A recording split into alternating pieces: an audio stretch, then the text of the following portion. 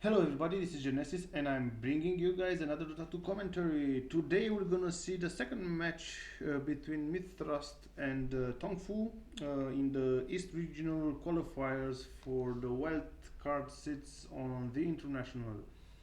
Uh, I'm a little bit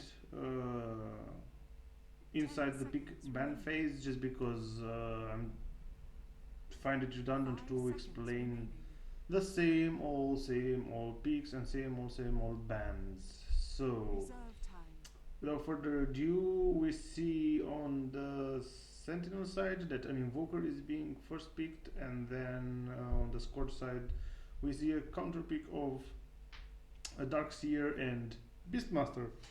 Um, Beastmaster is not one of the so popular heroes, especially for this tournament.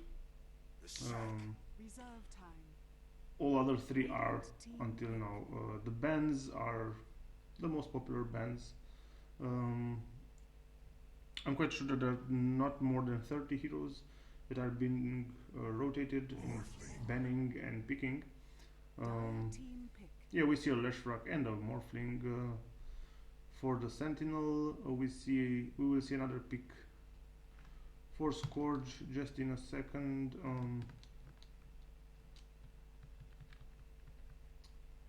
I don't know how this works. Okay, so apparently my shortcut keys are not valid anymore, or either my keyboard is broken. I had key shortcuts for speeding up the replay and for pausing the replay even. No, they do not seem to work. Let me just quickly solve this. Key increase replay speed plus decrease replay speed multiply spectator plus minus. Okay, that should be fine now. And going back to the game. Okay, whoa. Now we're very fast. No, let's see how fast we can get like this. It's fast, slower, slowest, faster. I wonder what. Okay, let me just, faster a little bit. I think this is normal, isn't it? Actually, I should go as slow as possible and then 1, 2, and that should be fine. Yeah. This is the normal speed of the game. And we saw an anti-mage being picked as the last hero in the first phase of the pick bans. Let's see if I can guess a ban right now. Well, there should be a ban on... no, I wouldn't have guessed Crystal Maiden, but yeah. Let's see if Vengeful is being banned. Vengeful, what else? What else could these guys ban? An Earthshaker could be banned. They don't. Sand King would be probably banned or picked. Venomancer also. Okay, Earthshaker. Oh, okay. Yeah, I'm quite a professional at deciding these picks and bans. They really are predictable, or semi-predictable. Yeah, I never know what they're gonna ban or pick. I mean, I would understand the ban on Earthshaker. I would just not understand an Earthshaker being banned and picked every single game or most of the games. That I wouldn't understand. As well as always banning Lycanthrope. I mean, okay, he's powerful, so what? I mean, there are ways to stop him, and he has a lot of weaknesses that you can strategically take advantage of. Okay, Lich was banned. Okay, Lich is a good hero.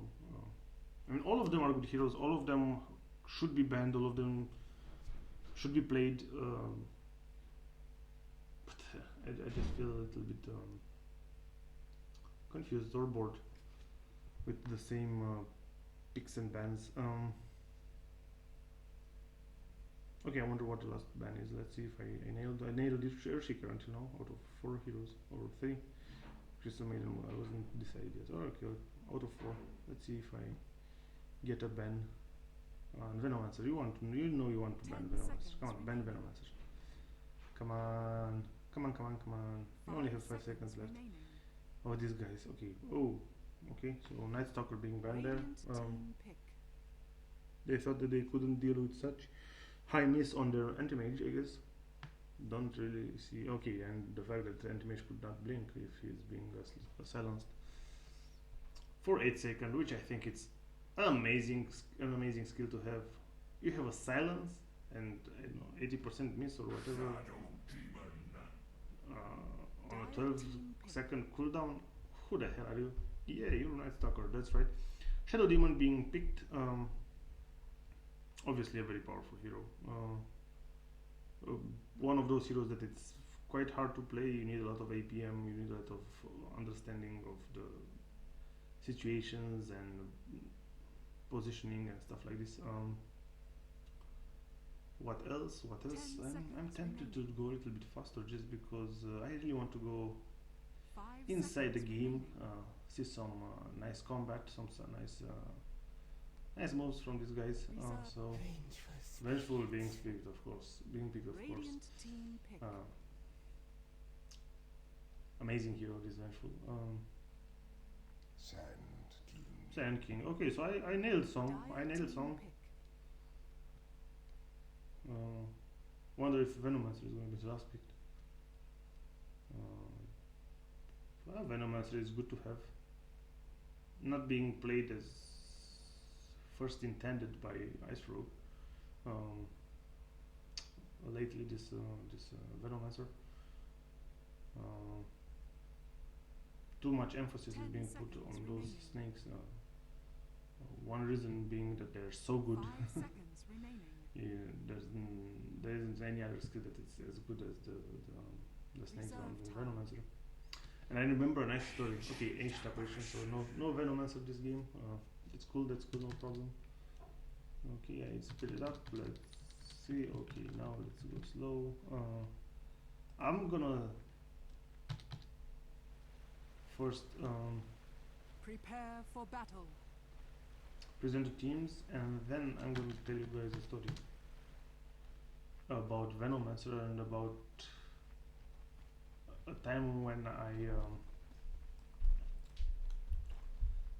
thought that I knew a lot about Dota and actually discovered that other people are quite better than I am at understanding strategical games. In the end, this is a strategical game. Yeah, you need a little bit of reflexes and map awareness, but strategy is the most important in Dota. So teams, wait, let's see if there's going to be an engagement. Don't want to miss first blood. Scourge team is together in their own jungle, and the Sentinel is only with 3 heroes at the top rune. Okay, now the Scourge have been split in 4 pack, while one of them, namely the middle hero, the mid player hero, mid hero player, I don't know, the mid player, the mid lane player, this master is going to block the creeps. So teams, we see TNK being playing the Shadow Demon, Rere or R5 playing the Sand King. Leshrak is being played by Abba. Lenu, BNU, whatever his name is, playing the Invoker. I think we've seen him as the Invoker in a previous replay. And Morphling is being played by LK, I would say, or K, I don't know, K minus. The Ancient Apparition is being played by Awoke. Vengeful Spirit is being played by Sansheng. Darkseer is being played by Kabu, and we see a pause. Okay, and again a pause. And there's going to be disconnect. Oh, come on. Please don't tell me this is a failed replay. No, I don't. Okay, all of them have reconnected. Okay, so there was a huge problem there. where was I? So the Dark Series is being played by Kabu. Mu is playing the Beastmaster, and Hao, with some happy eyebrows, is playing the Anti-Mage. Great. Yeah, what I want to say is that it's a nice thing to have this reconnect button once things happen. Okay, another pause. Okay, I'm really sorry guys, I was not aware that this is a filled with pauses game, but apparently it is. So wonder what my speed. Okay, this looks like normal speed. Yeah, it's really nice to be able to reconnect. I mean, I remember when once upon a time playing Dota meant that actually you have to accept the fact that people will disconnect, and playing in LANs was a much more safer way to have some fun. We see the attempt on the Beastmaster, and he is gonna be a first blood. He's gonna go down. There's nothing the Ancient Emperor can do. He did come to rescue his teammate, but just didn't happen. Yeah, that was bad positioning, bad ward placement by the Sentinel, and actually by the Scourge. Actually, I'm not sure if Ancient Apparition had this this ward up, or they did come smoked. I think they came smoked. Nicely done there by the Shadow Demon and the Sun King. True supports, true roamers. That's how you should play this game. You have to be harassment. You have to be into the skirmishes. You have to be the one who gets his hands dirty. Now we see an attempt on the anti-mage, but anti-mage is gonna escape. There was some nice my thanks to thee. Some nice stacking stuns there, but in the end the anti-mage is the anti-mage, and he did level spell shield.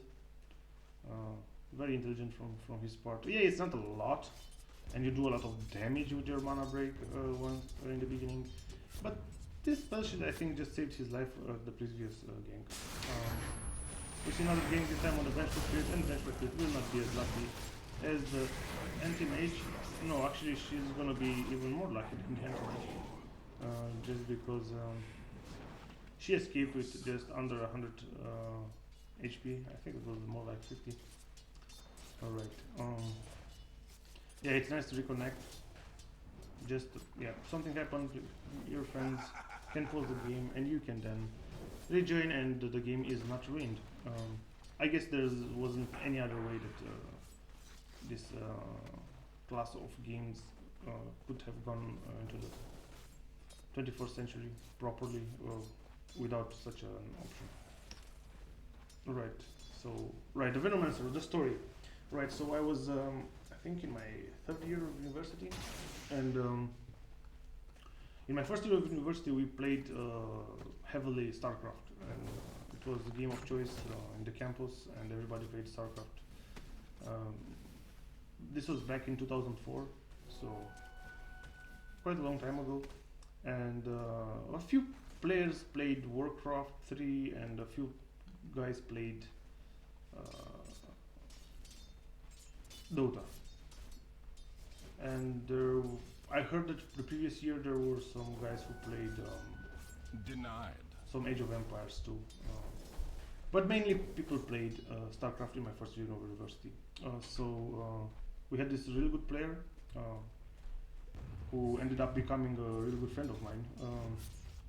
He was, I would say, one of the best top two players of StarCraft in my campus, and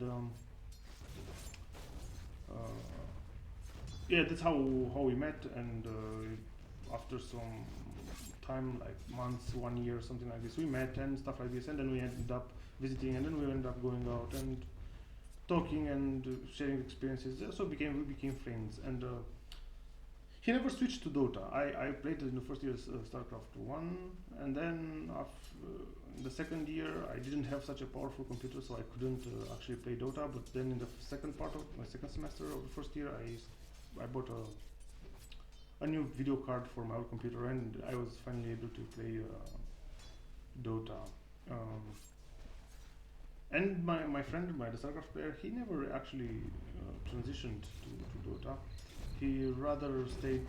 He stayed with this. I don't know. I think it's called Total Warfare or something like this, and Age of Empires 2 and stuff like this. And some days after hearing me talking a lot about Dota and about how great it is and what kind of experiences you can get and how passionate you can be about this game, he started playing it. And at that time, Venomancer was my favorite hero. So he was like he was the best hero that it was the first hero that I learned to play. I remember that when I started playing Dota, I just played 1v1, and we played only sniper against Venomancer. So a roommate of mine was playing always sniper, I was playing always Venomancer. And I thought I knew the hero very, very well, and I thought that, hey man, this Venomancer can be played only in one way, skilling, as you know, the first and the second skills, and then leveling the first and the second skills, and playing it basically as a carry. And then I started playing 5v5s and so on, and the strategy remained. Everybody was playing it like that, and with good results. I mean, it wasn't something like, hey man, yeah, we were so stupid. But what happened and what actually changed my mind about my capacity of understanding some games, or capacity of someone or anyone to understand games at some point of time, is not an absolute thing. My StarCraft 2 player started playing the game, and funny enough, he played with another StarCraft player who was also a very good friend of mine, and actually is, who did switch to Dota, but not with me, just after like 6 months after I did. And they were playing together, and the second StarCraft player was telling me like, yeah, and we played StarCraft yesterday, and Dota 2 yesterday, and this guy started using the snakes of Venomancer and placing them strategically, like in triangles and stuff like this. And I was like, what, man, come on, no. And we laughed, and we really took this guy like a fool and stuff like this, And I think it was like 3 years ago or something like this. Yeah, after like 5 years after we finished university, definitely, I saw it the first time that professional players actually playing the Venomancer with levels of snakes and being efficient. And then I tried, and I saw how efficient it was. And it's not always how you think it is when it comes to strategical games, and you always can learn, especially in a game as complex as Dota. So yeah, and I think I called my friend and I told him, hey man, do you remember when you used the snakes? Yeah. Well, and you remember how we laughed at you and made fun of you? And he said, yeah man, I remember. Well, it was legit strategy, man. Don't worry about it. And yeah. Good old times. But since then on, I find it, since that day that I had the epiphany, I find it very, very hard to judge the strategy, especially in Dota, but in general, but especially in Dota, just because there are ways that you could not even imagine that could actually make sense, and work,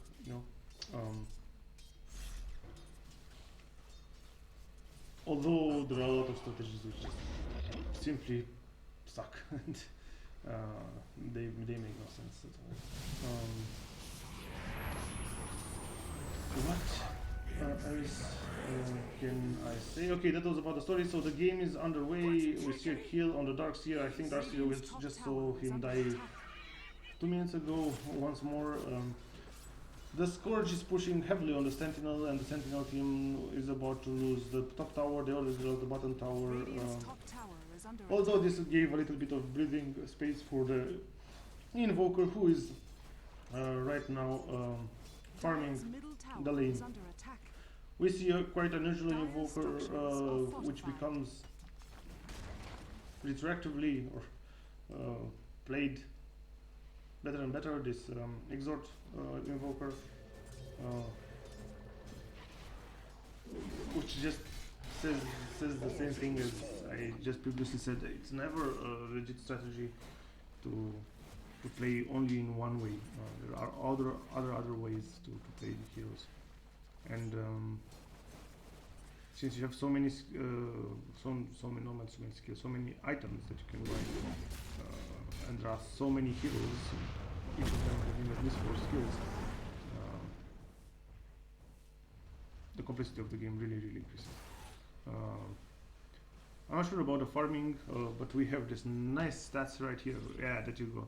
Total gold earned. We see the the morphling being ahead of the anti-mage, and the invoker being ahead of the not ahead of the dark seer, but somewhere a little bit behind the dark seer.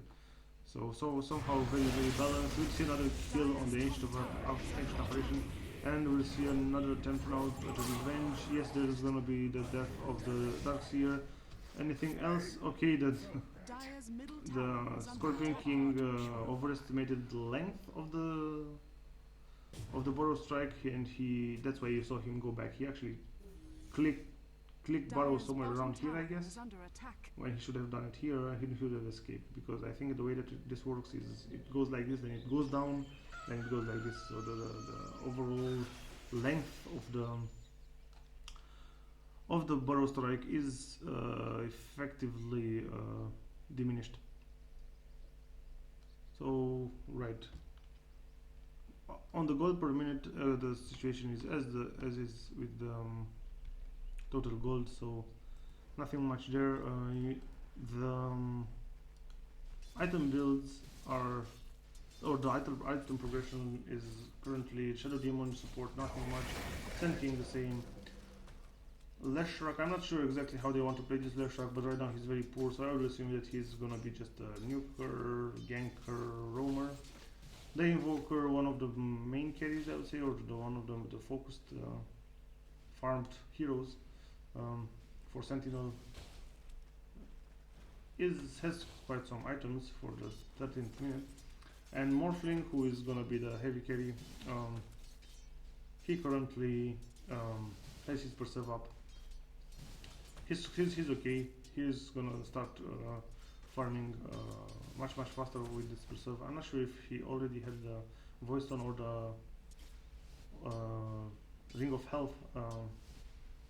I would advise buying the Voice Stone first, just so that you can get those nice waveforms in for additional farming.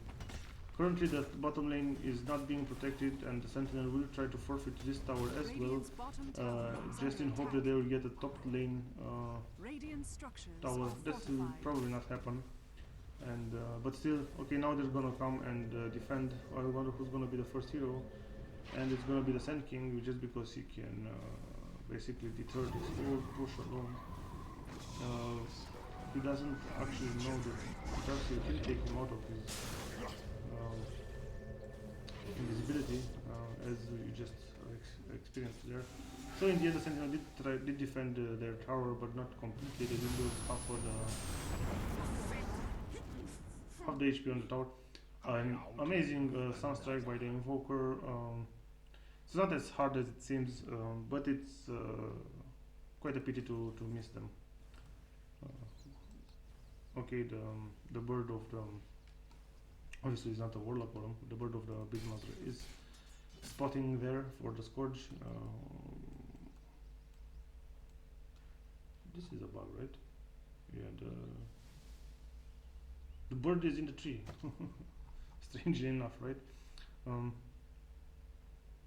Score wise, it's very tight, or it's tight, 6-5.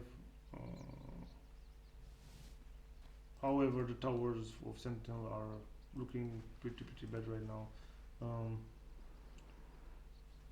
There isn't any kind of problems when losing outer towers.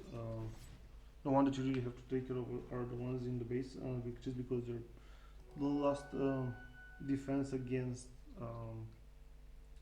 losing your barracks, and it's not just because this tower can make so much damage that it actually protects the barracks. It's just because this tower, just by itself being alive, Radiant's top the tower enemy has cannot fallen. attack the barracks. That's the main reason of protecting your tower. It's like a level of Dire's defensive bottom levels. tower You is protect the under tower, attack. the tower protects your barracks, you get creeps, you do not get problems. Basically do not lose a third of your base. Dire's structures are fortified. The same with the throne. Is protected by 2 towers.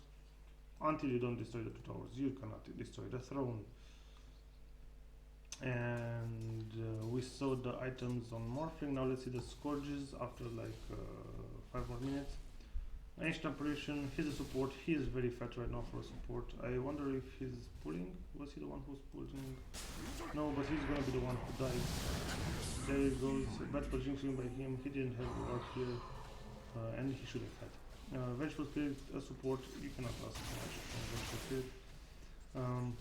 The Dark Seer is okay farm, Dire's okay-ish middle farm. tower is under And we attack. see Scourge losing the first tower of Dire's the game. middle tower Invisibility. The Beastmaster is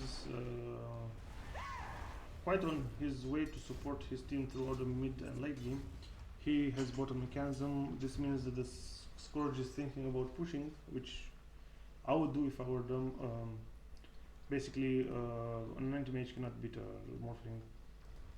And finally, the anti-mage has his main farming item up. Battle Fury, always go farm after the Battle Fury and then go farm some more. That's the strategy basically. We will see a Morphling dying right here. It wasn't bad positioning, it was just not understanding that the whole enemy team is converging on you. Sentinel is gonna lose the middle tower as well. No doubts about that. Although the ultimates are on cooldown, they're gonna lose the tower. Dire's They don't have a bottom Morphling tower basically, has that's the fallen. main reason. Radiant's middle tower is under attack. Invoker did come for defend and managed to deter the Scourge, but the Scourge are not gonna leave this alone. They really want blood. And anti-mage drinks offensively there. Did he get a kill? No, but Darkseer did get a kill on the Shadow Demon. Ancient Apparition gets another kill. So it's a failed defense from the Sentinel as I Radiant's expected. middle tower is They under should have attack. really stay back and forfeit this tower. Now they lost 2 heroes as well. It is somewhat a bluff game, like Radiant's poker, middle tower has where you fallen. say like, yeah, now we're 4, come on, I dare you to attack us, and they call the bluff. Scourge called the bluff, and Sentinel lost 2 more heroes than they should have had. Lost. A notice that I want to say, it's not like I'm blaming anyone or anything, but Sentinel right now at this fact here owes their losing of the battle end of the lane end of the not the lane but of the tower to Morphling. I mean, or to the captain or whoever didn't tell Morphling, hey man, you're out of position, just get back. Scourge ganked an enemy hero, then they pushed the tower. This is the oldest strategy in the book. This is one of the most effective and safe strategies in the book, and it is employed by everybody basically. Roshan Even has fallen in the worst pub players, they will always understand this strategy and they're gonna implement it. So seeing it right here in a high level game, it kind of disappoints me.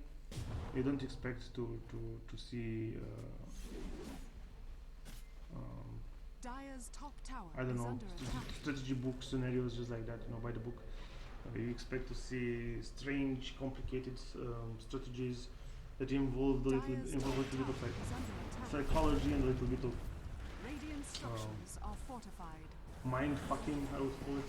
Radiant's bottom tower is under attack. But yeah, Radiant's bottom tower has these fallen. players are really foxes and they will take advantage of any kind of situation to get ahead. Morphing is not quite yet to carrying this team. Wait. His defensive / farming item is done with the Lincoln Sphere. basically with this item he will have enough mana to farm enough life and mana to survive, enough mitigation of the damage to actually pull off a waveform and get the hell out of dodge if the situation forces it. Right now Sentinel is a little bit scared because they have no idea what Scourge is. Scourge is just camping in the Sentinel's jungle, and out of this kind of engagement the two heavy carries of the two teams take advantage.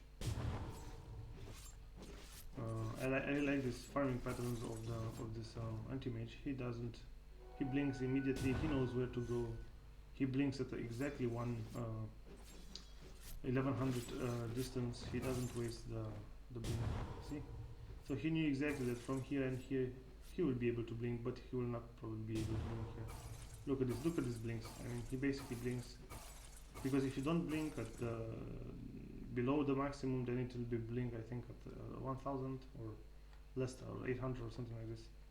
Let's see him blink. Let's see if he blinks. Okay, he waits for the creeps and then he's gonna blink probably here directly. Come on, let's see.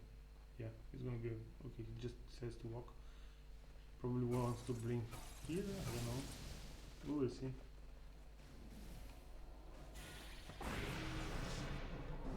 Now he's in a little bit of trouble, and he sacrifices his ages just so that they can kill an evoker. Nice trade.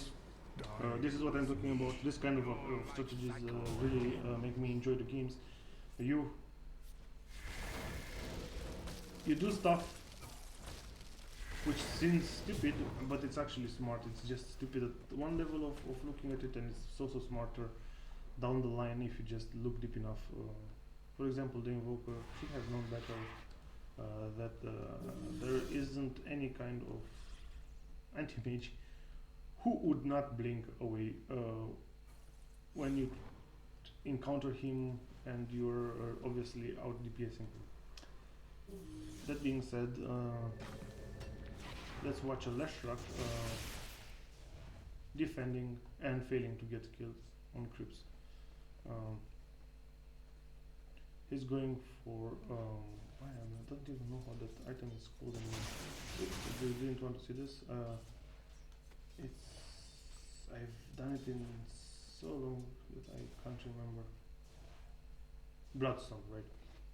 He's going for the Bloodstone.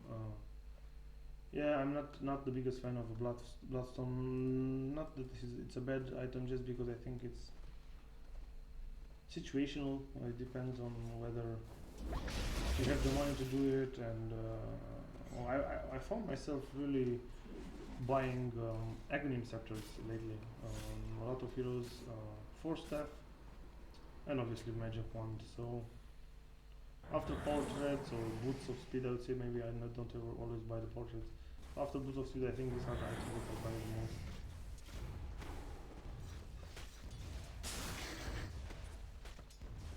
There's a nice indication of how many stacks of poison you have on the enemies. There, which I find very nice.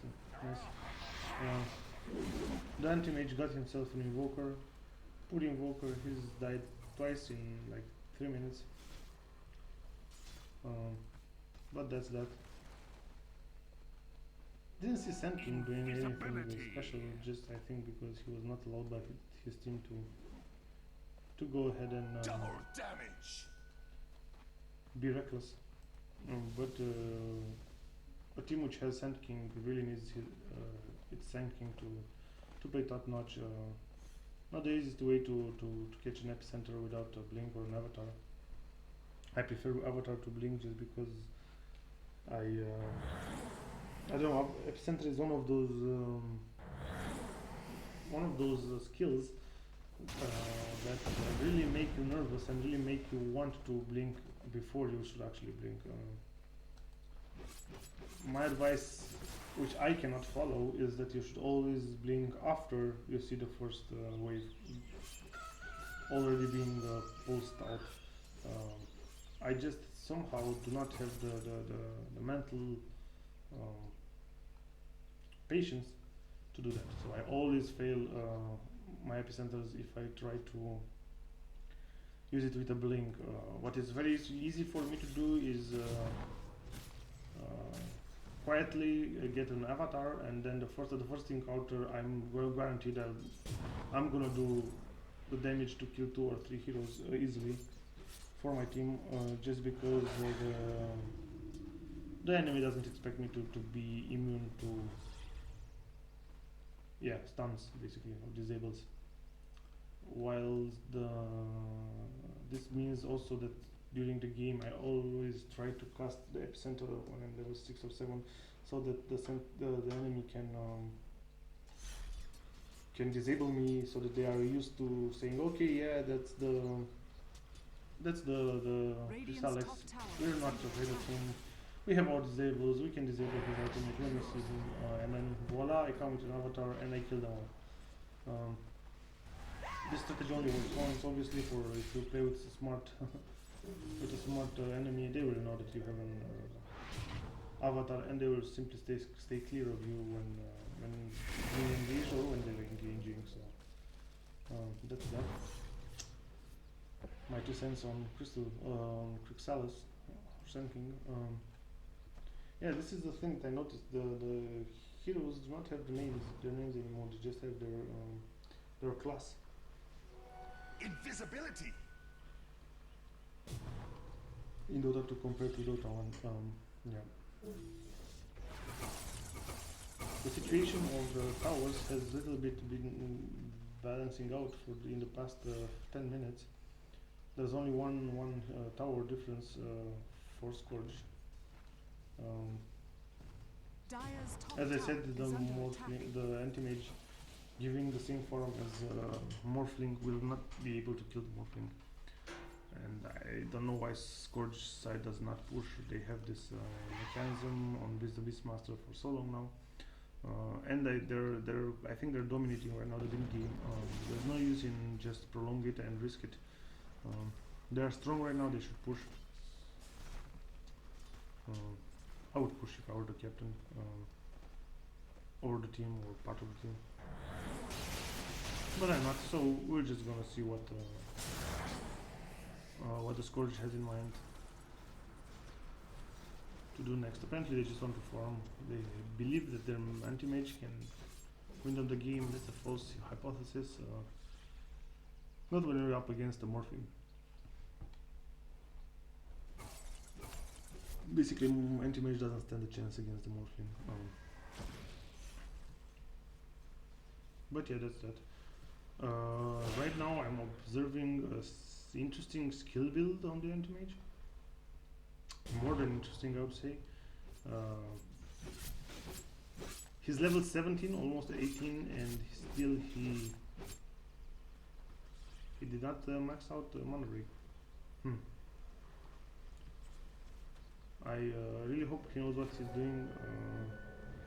The damage you get from mana break is not that great, but then again the extra tankiness that you get from the attributes is not that amazing either. That's why I didn't get spell shield maxed out. Dire's bottom tower is under attack. I find it comic right now. But as I told you about the story, I've been wrong in other situations. Yeah, he's killing up the attributes, that's clear. Dire's Sand top King just tower bought is under Blink Dagger attack. and Anti-Mage bought the Blacking Bar. I think this Anti-Mage really wants to tank more than anything. Now his skills Spell Shield. He has 2 more skills, 2 more attribute skills, and or 3 more attribute skills and 3 mana break skills that he can upgrade. Okay, so then there's Avatar for the anti-mage. He's trying to do damage just by right clicking without his mana break, which again is quite interesting.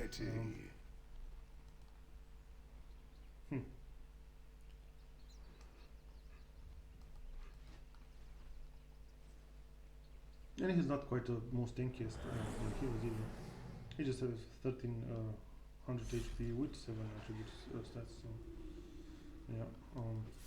Now he has 15 with Blacking Bar. So yeah, apparently anti-mage doesn't need the mana break. It's funny just because I think that mana break is one of the strongest skills that you can have at level 7 on a lane. But obviously he did good without it. So. Okay, I'll move on. Let's see this Morphling. Okay, he has a Manta style. He's not quite yet there, but he's gonna get amazingly powerful if he's let alone.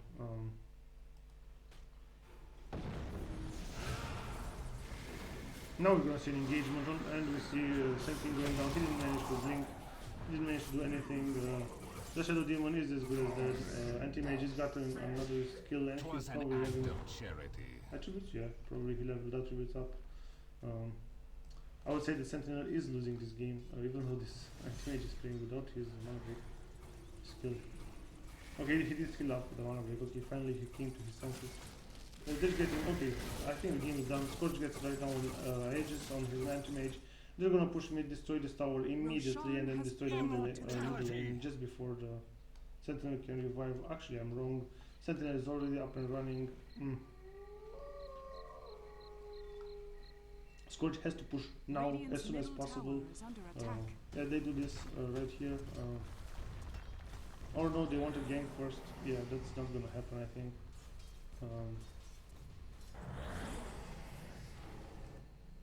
There's no one stupid enough from Sentinel to go into the woods right now. Their Morphling is pushing top. Nice strategy. I also like to do it. Push top, make sure that you get all the creeps and force the enemy to come and defend. I'm not sure why he is not doing that. He should have gone there and pushed this. Oh, he didn't know where the enemies were. Let's see now that he observed where the enemies are, if he's going to do anything. No. The shark is being killed by the Beastmaster. The middle second level tower is going to go down. Middle tower of the third level in the base is going to go down as well, and the barracks will be opened for hunting. Yeah, then the Morphling just went directly up and said, okay, I'm going to destroy your tower. And he is going to do it, and he doesn't really care who comes. He can basically kill everybody. Maybe the Anti-Mage might cause some problems. The Scorch says then, okay, I'm going to call your bluff with another bluff, and I'm going to push your middle lane, see if you can continue pushing top, and Morphling comes with yet another bluff. Yes, I like this kind of play. This is how you should do it. Always call the bluffs of the enemies, or call the decisions of the enemies. If you know you have more deep damage, if you know you can be pushing much faster than they can defend and push at the same time. Anti-Mage is rocking very good right now with a lot of gold in his bank. Morphling the same. What Morphling needs is some kind of item damage. Damage item I meant, I'm sorry. And what Anti-Mage needs is yeah, also a DPS item. Morphling just spent his waveform. If he's gonna be engaged right now, I don't see him very well. I wonder if the Anti-Mage is gonna create a basher or buy a basher or not. He wouldn't have money to buy TP then, but yeah. Maybe he waits for his death and then he's gonna try to do something about it. There's an illusion of Morphling following the two other illusions of Anti-Mage and the Anti-Mage itself. So there were like 4 Anti-Mages there at once. There was a gank, I think, on illusion of the Anti-Mage or something like that. I don't know. Okay, Scourge is closing in on the Sentinel right now. They wanted this tower first. They're very strategic about it. They take it step by step. They don't want to mess anything up. This tower is gonna go down very fast. Sentinel is trying to engage. They're probably gonna lose themselves here maybe. Okay, no, they just lose the tower. Yeah, the tower is as good as dead. Sentinel right now cannot put any kind of stress on Radiant's top tower has fallen. On Scorch, and Scorch can do this very well.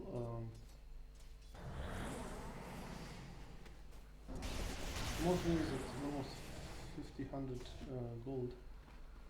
I don't know what he's trying to buy. He should buy items. He's not out DPS right now, the Anti-Mage.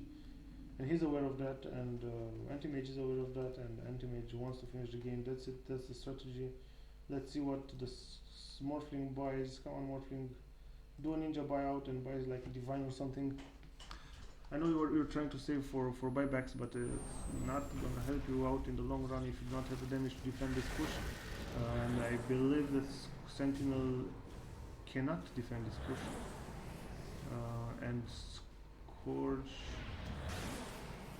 could sacrifice themselves for the tower. I don't know if they could.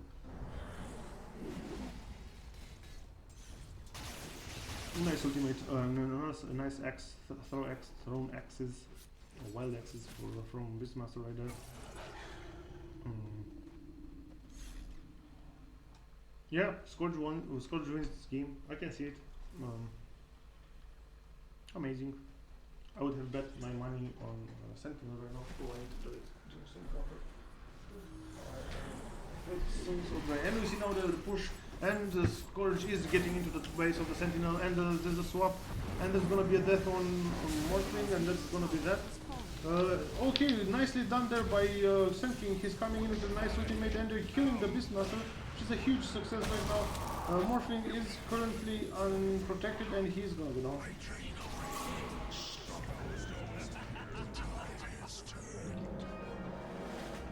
Sentinel in turn got themselves an anti-mage, but anti-mage had his edges and he just consumed it. There's the buyback from the Morphling right there, nicely done. And the defense continues, but the Invoker is gonna go down. No, he doesn't. He's almost away, and he is gonna win. No, somehow they saw him, probably with a dust or something. And yeah, Scourge is destroying the middle lane right now. This is a very, very aggressive push. This is what we want to see from top players like this ones, and the top lane now is being endangered, and it's probably gonna go down. The Morphling cannot even kill supports at this point, just because he decided not to get a damage item. I do not know why he did that. So he had money for an avatar and he had money for buyback, and that was it. I would have bought some kind of damage item. GGs are being called. Sentinel is gonna start disconnecting soon. That was the game, I guess. There's just the formality of destroying the few buildings in Sentinel's base, and then Radiant's top barracks has fallen. Then the throne will finally fall. So there's nothing much to be said here. There was a nice timing push by the Sentinel, by the Scourge, which they had quickly identified, and they executed perfectly. And there was this, I would call, semi-mistake by Morphling not using his money to get damage. Whilst the anti-mage did use his money to get damage. Although anti-mage didn't max out the mana break skill. Middle tower is under attack. So it can be done, as you can see. This Invoker is probably being very, very scared about the fact that anti-mage is destroying his mana. That's not true. Not entirely true. It's just breaking like, I don't know, 35 mana, 32 mana, mana break. I'm going to discuss about mana break maybe some other time. Now we see Leshrak killing stuff, and we see the result of the game, which is Sentinel lost, Scourge won, Tongfu goes forward, Myth goes to losers brackets. Okay, this is the end game scenario, end game table with everything that you guys want to see. Hope you enjoyed it. Until next time, keep in touch. Bye bye.